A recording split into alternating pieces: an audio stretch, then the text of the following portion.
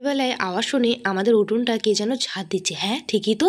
তো কে এত রাতের বেলায় আমাদের উঠোন ঝাঁট দিচ্ছে তোমাদেরকে আমি বলছি। তার আগে দেখো, তার খানিকক্ষণ পরে কিন্তু আমি উঠেছি ভোর ৪ঃ০০ নাগাদ। তো উঠেই কিন্তু এক সাজি ফুল তুলে নিয়েছি গাছ থেকে। এই ফুলগুলো কিন্তু সব গোপাল সোনার পুজোর জন্যে। তো চলো ফুলগুলো আগে ঠাকুর ঘরে রেখে আসি, তারপরে দেখছি বিষয়টা। তোমাদের বলছি ওটা কে ঝাঁট দিচ্ছিল উঠোন এত রাতে, আমার তো খুব ভয় লাগছিল দেখার পরে গা পুরো ছমছম করছিল একদম ভয়ে। এখনো গা ভার লাগছে। আমি কিন্তু এতটা ভয় পাই না, খুব সাহসী আমি।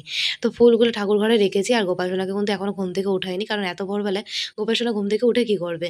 তো দেখো এই ঘরের বিছানাটা তো গোছাইনি এখনো, ঘুম থেকে উঠে আমি চলে এসেছি এই ঘরে। তো ঠাকুমা কিন্তু এখনো ঘুমাচ্ছে। ঠাকুমাকে আমি ডাকিনি। কারণ ঠাকুমা ঘুমাচ্ছে। তো এত ভোরবেলায় উঠে ঠাকুমার ঠান্ডা লেগে যাবে। সেইজন্য ঠাকুমাকে বললাম, "তুমি ঘুমাও এখন।" তো সেইজন্যে আমি কিন্তু এখন কাঁচতে চলে আসলাম বাইরে। খুব হ্যাঁচি হচ্ছিল কারণ ঠান্ডা লেগে গেছে। তো এখন আমি একটু ব্রাশ করে নেবো আগে, তারপরে মুখ হাত পাটা ধুয়ে নিয়েছি। তো চলো এগুলো গোছাতে ঘরে যেতে আজকে তোমাদের সুন্দর একটা ছোট্ট কমেন্ট বলি। দিদি আমার নামটা নিয়েও লাবণী। তো থ্যাংক ইউ লাবণী বোন আমাকে এত সুন্দর একটা কমেন্ট করার জন্য। আমার তরফ থেকে রইলো তোমার জন্য অনেক, অনেক ভালোবাসা। অনেক ভালো থেকো বোন তুমি। তো দেখো এত রাতের বেলায় তোমাদেরকে বললাম যে কে যেন উঠোন ঝাঁট দিচ্ছে, সেটা আর কেউ ছিল না, সেটা হচ্ছে আমার মা। মাকে যতই বলি না কেন এত রাতের বেলায় ঘুম থেকে উঠে তোমাকে ঝাঁট দিতে হবে না উঠোন। এখন রাত না, এখন ভোর 4:30 মতো বাজে। তো মা স্নান হয়ে গেছে দেখলে, জামাকাপড় মেলে দিল দড়িতে।